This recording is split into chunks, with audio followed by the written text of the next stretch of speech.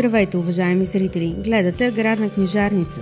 Предаването днес с инженер Ваня Тучева, председател на управителния съвет на Асоциация за използване на информационните технологии от земеделските производители в България, ще се опитаме да ви запознаем с основните предизвикателства през новия програмен период 2014-2020 година, пред които ще се изправят българските фермери. Останете с нас, ще бъде интересно и полезно. Сега по телевизия TVSAT.com. Госпожо Тучева, какви са приоритетите на новата ОСП в следващия програмен период 2014-2020 година? Говорим за земеделските производители. Както зрителите на Аграрна книжарница знаят, от 2014-2020 година влиза нова индикативна рамка, която е с нови приоритети. Приоритетните за новата обща селскостопанска политика на Европейската комисия за България са свързани с биоземеделието, с оранжерийното производство, зеленчукопроизводството и животновъдството. Идеята е, че в момента стопанствата са се развили, трябва да се помисли и за реализацията на продукцията, както и уедряване на стопанствата, така че мерките за по-малките стопанства, с по-малките субсидии са изрязани, набляга се на окрупняване на стопанствата. Да започнем с агроекологичните плащания. Какви са там приоритетите, какво трябва да знаят животновъди, земеделски производители, въобще всички, които ги касае? Агроекологията е един от приоритетните отрасли, който е така много полезен за българските земеделски производители, защото той ни позволява да синтезираме опита, който имаме с поколенията, да си запазим природата чиста, каквато е била до момента, защото това е едно от големите ни конкурентоспособни предимства и в същото време да произвеждаме това, което можем най-добре. Европа е готова да плаща за чиста продукция. Тя дава пари за агроекология. Изискванията са те да бъдат насочени към зеленчукопроизводство, оранжерийно производство, отглеждане на овощни култури, както и в животновъдството. Знаят ли се сумите? Какви са по тази мярка за агроекологичните плащания? Реално какво горе-долу може да получи един земеделски производител? Сумите се гласуват за всяка конкретна година, но програмите са 5 годишни. Основното, което трябва да знаят земеделските производители, кандидатстващи за агроекологични плащания, е, че те трябва да имат подписан договор с Държавен фонд земеделие за 5 години за отглеждане на съответната култура или порода животно при спазване на агроекологичните норми. Те трябва да имат подписан договор с сертифицираща организация преди подписване на договор с Държавен фонд земеделие, която да следи за спазването на агроекологичните изисквания. Сумите са различни и зависят от това дали ще се отглеждат животни и какъв вид култура. Най-големи са сумите в оранжерийното производство. За отглеждане на оранжерийни краставици и домати, там сумата е около 1000 лева на декар. При традиционно отглеждане на овощни насаждения, т.е. овощна градина от стар тип, където са смесени дръвчетата, различни видове дръвчета са и сортове съответно, там сумите са около 100 лева на декар. Дават се и за биологично отглеждане на гъби и съответно и на пчели. Това също продължава да е приоритетно, но основният приоритет това са зеленчуци и овощни градини. Защото до момента, за съжаление, повечето земеделски производители се насочиха към по-лесното отглеждането на фуражи и зърнени култури, от които си получават сепа и разчитат основно на него, но новия приоритет е биоземеделието и агроекологията. Това са едни допълнителни субсидии, които ще помогнат на земеделските производители така да развият стопанствата си и в същото време са едни сигурни инвестиции, защото са 5 годишни. Допълнителни доплащания, които се дават. Казахте биоземеделие. Там Как стоят нещата? Отново се изисква договор, подписан договор с сертифициращо звено. Първите години сертифициращото звено проверява дали отговаря на дадения стандарт, стопанството, което е в етап на сертификация, и след това вече се подписва, се издава сертификат. Чрез този сертификат земеделският производител може да представя своята продукция за био и съответно тя да стане търсена на европейските пазари, на световния пазар. В момента в Щатите и в Европа има голямо търсене на биопродукти. Дори в нашите вериги магазини се появяват биопродукти. За съжаление, голяма част от тях са внос. А тук имаме така условия земеделските производители да намерят реализация на своите продукти и количествата, които се произвеждат, могат да стигнат поне за българския пазар. Някакви срокове на кандидатстване, на получаване на средствата? Сега е периода, както знаете, започва от 1 октомври пререгистрацията на земеделските производители. Значи добре е те да знаят и да са решили вече дали искат да правят биоземеделие и да участват в агроекология, и е добре да се насочат към избор на подходящо сертифициращо звено. Първо те трябва да уточнят, че има Пловдивски регион 5 фирми, които извършват сертификация, да си изберат сертифициращо звено, да сключат договор с него, да им отчитат на проверка и вече след това от новата селскостопанска година те могат да подават искания в Държавен фонд земеделие за извършване на агроекологично плащане, поемат ангажимент да обработват до 90% от заявените площи трябва да ги обработват по агроекологични стандарти и 70% от отглежданите животни трябва да са отгледани да се запазят в периода на този 5-годишен период. Това трябва да знаят земеделските производители. Този ангажимент, който поемат към Държавен фонд земеделие, е 5-годишен. Срещат ли трудности земеделските производители и животновъди в това да изпълняват изискванията по тези две мерки? Определено тук има два варианта. Сега от една страна земеделските производители, едни от тях си мислят, че това е лесно средство за достъп на пари. Те трябва да знаят, че държавата пари лесно не дава и в същото време те имат и изисквания. Това, което се казва, че идете в Държавен фонд земеделие и ще ви дадат пачките, не е точно така. Значи има си определени изисквания и е добре те да си погледнат договорите, които подписват с Държавен фонд земеделие, какви са им изискванията вътре и да ги спазват, защото тези ангажименти, които поемат, са 5 годишни. Те може да не са кандидатствали по СЕП, но да кандидатстват за агроекологични плащания.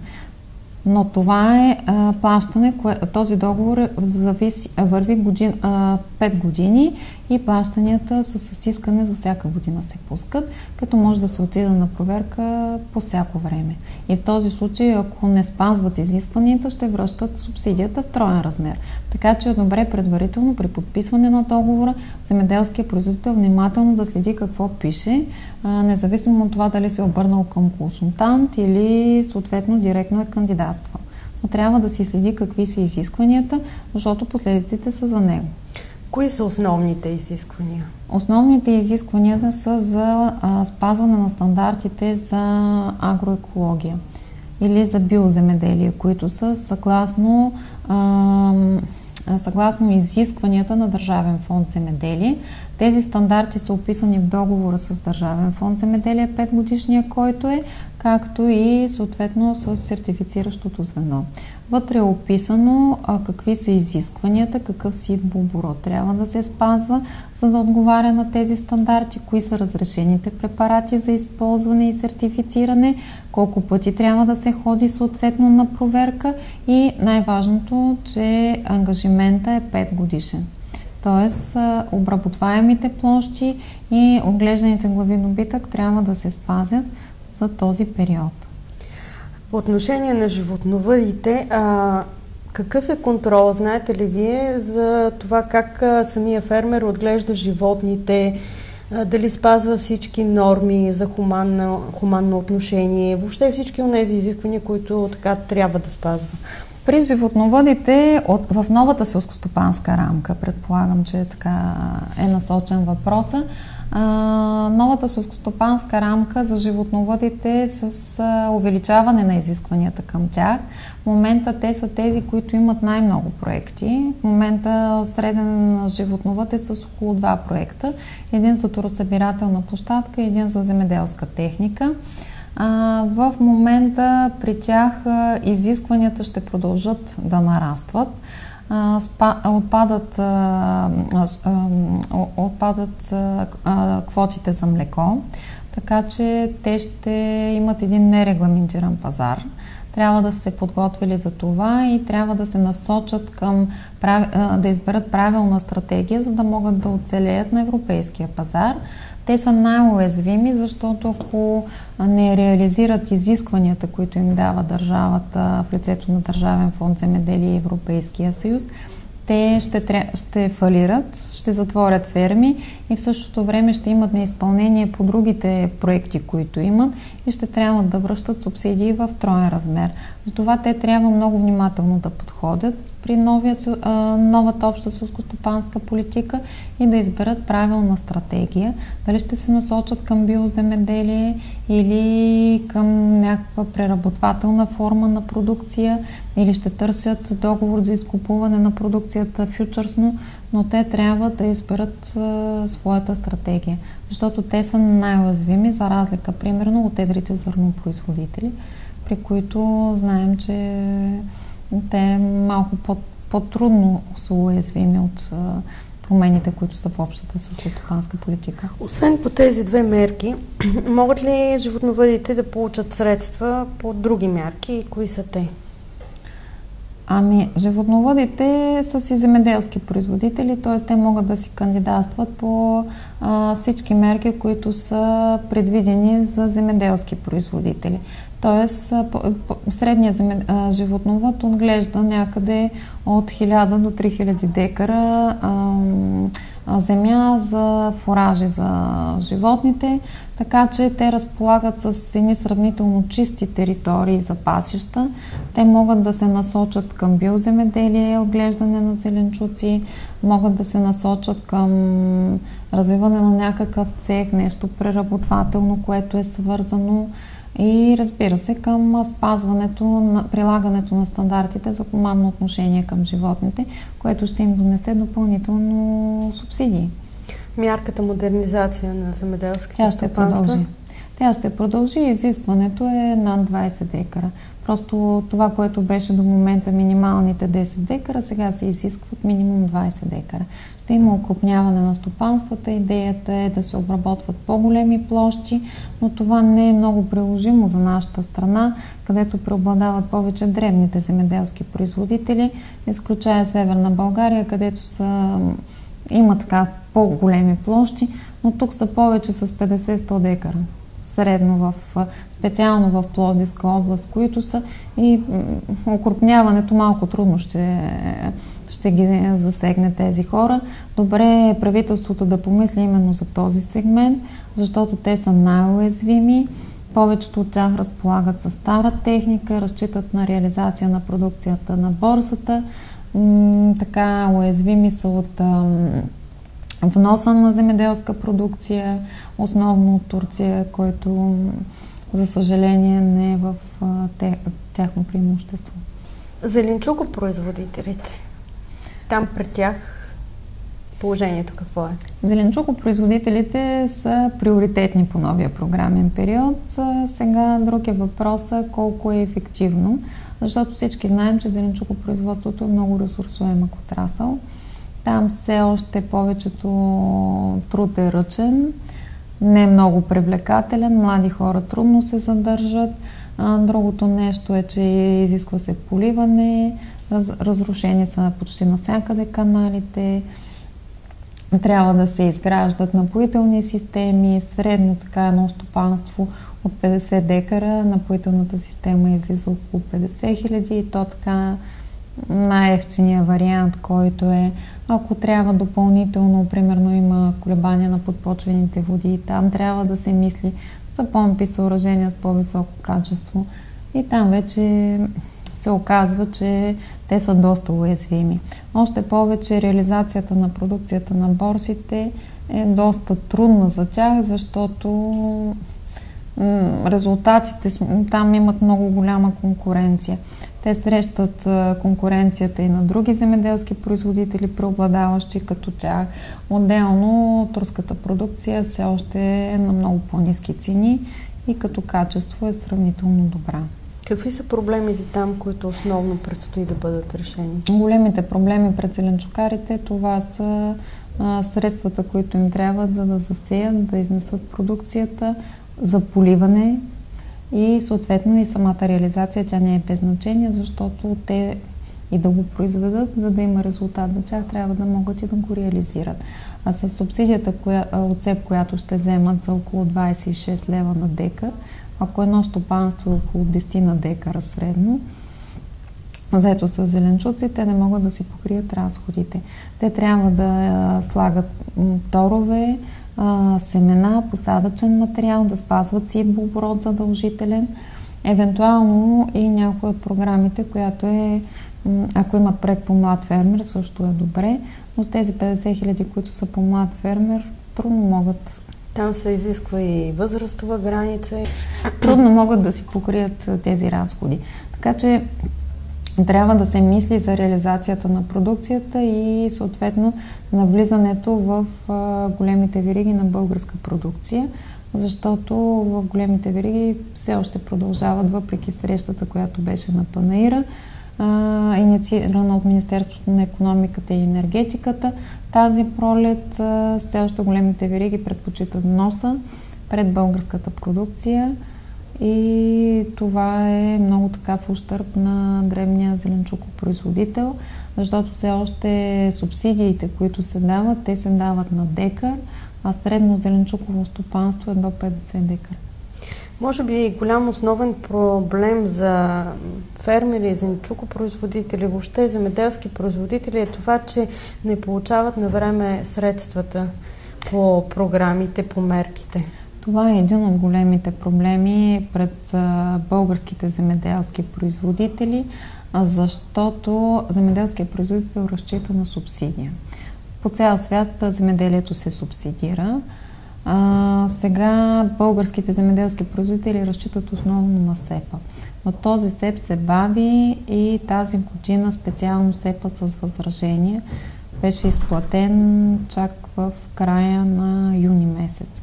Тоест до последния момент се изчака, което е в голям ущърб на земеделските производители, защото те разчитат на тези средства да могат да засеят есениците, да изнесат пролетниците и съответно и там зеленчуците на къра и тогава се изискват доста средства и те разчитат тези средства да дойдат от СЕП-а.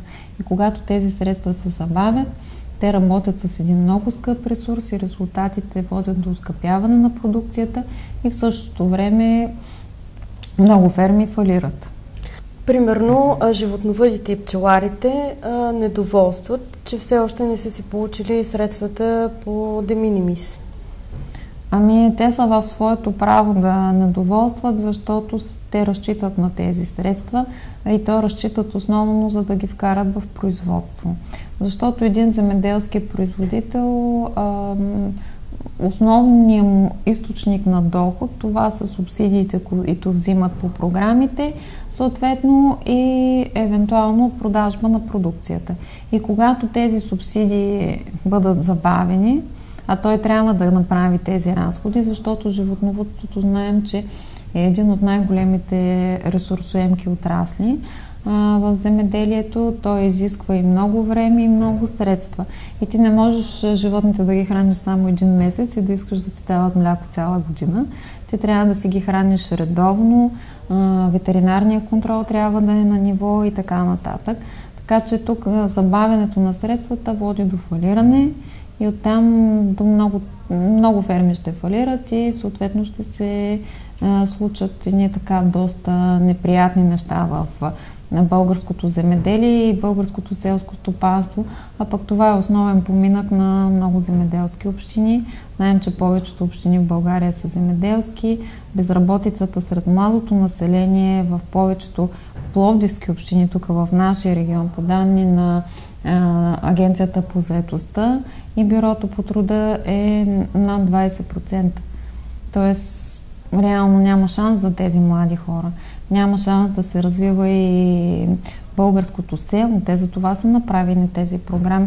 Просто да може младите хора да си останат на село, да обработват земята и да имат някакво бъдеще на село. И са в правото си, както сега, младите фермери да искат мярка 112 да бъде отворена сега, а не след Нова година.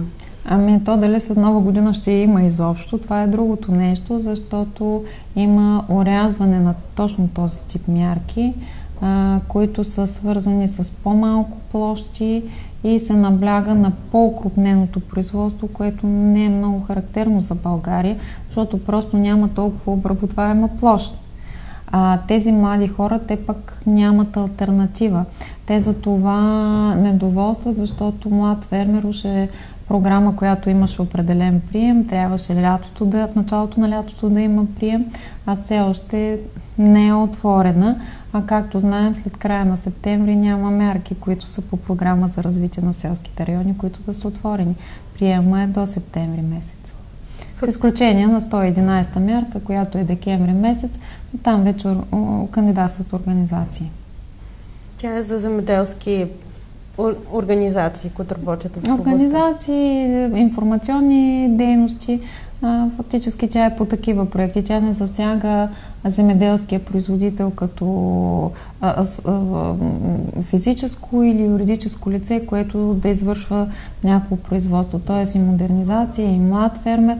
Това са мерки, които до края на септември, какъвто е приема. След това няма да има. Тоест до края на годината земеделските производители няма мерки, по които да кандидатстват. В такъв случай, кога са първите приеми, по коя мярка?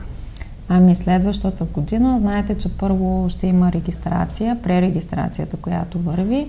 Тя започва от октомври месец и ще продължи до края на февруари. След това ще има СЕПА с възражения за 2013 година, който е. И след това вече, като свърши СЕПА с възражения, започва чертането на СЕП 2014 и след това някъде след април месец ще има реален прием. Още повече като е нов програмен период, знаете, че новите програми трябва да мине известен период от време, докато се разработи съвсем процедурата и така нататък. Така че следващия прием по всяка вероятност след май месец следващата година. И по всяка вероятност пак ще има недоволни. При всички положения да се надяваме, че новото правителство и министъра, който е бивш ректор на Аграрния университет в Пловдив, така като по-близък до земеделието, ще може да вземе мерки и СЕПА най-накрая да бъде изплащан както на останалите фермери октомври месец, за да могат да си засеят есениците спокойно, да се сложат нужните семена и торове и препарати за растителна защита, за да имаме една реколта за следващата година, да могат спокойно да се изкарат пролетниците и зеленчуците и земеделските производители да са малко по-спокойни, поне що се касае до засяване на реколтата за следващата година, защото това е важно и е добре да се помисли и за реализация на продукцията.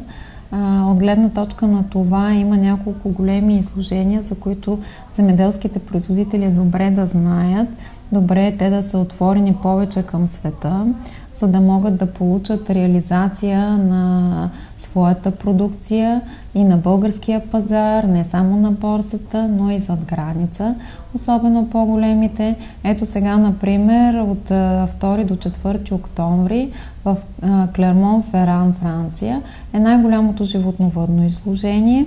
Там могат да се запознаят с селекция на нови породи животни, да посетят кланици, както и преработвателни цехове. Това е едно от най-големите животновъдни изложения. В Кавала има Експо Кавала, което е също за селскостопанска продукция. И юли месец има изложение в град Коня, Турция. То е селскостопанско изложение с демонстрации, където могат да се срещнат с много земеделски производители, да установят бизнес контакти за докарване на инвестиции в българското земеделие или за създаване на смесени предприятия и съответно за промоция на българска селскостопанска продукция на чужди пазари. Ние винаги от асоциацията сме отворени и сме готови да помагаме на хората, така че ако имат запитвания, могат да се обръщат към нас или да се свързват с вас и чрез редакцията да отговаряме на техните въпроси. Разбира се, тази година ние ще участваме с щанд на Международния технически панаир и макар, че сме насочени към малък и среден бизнес, сме отворени към всички земеделски производители и от студиото на Аграрна книжарница ги каня да посетят нашия щанд на панаира. Там нашите консултанти ще отговорят на техните запитвания за новия програмен период 2014-2020, а на семинарите, които организираме, ще могат да си зададат въпросите към различните финансиращи институции и организации, които предлагат оборудване за селското стопанство, за животновъдството. Благодаря за изчерпателната информация, която ни дадахте днес в Аграрна книжарница. Надявам се, че сме били полезни на нашите зрители. Надявам се, използвам случая да ви поканя лично целият екип на Аграрна книжарница да посетите щанда ни и семинарите на панаира. Благодаря. Това е всичко от Аграрна книжарница за днес, уважаеми зрители. Очаквайте предаването и следващата седмица по същото време. Ако ви интересува определена тема от областта на селското или горското стопанство, хранително-вкусовата промишленост или селския туризъм, пишете ни на имейл agrarna@abv.bg или се обадете на телефон 0895 505 814. Сега екипът на предаването се разделя с вас, но вие останете с програмата на телевизия TV Satcom. Желаем ви приятно гледане!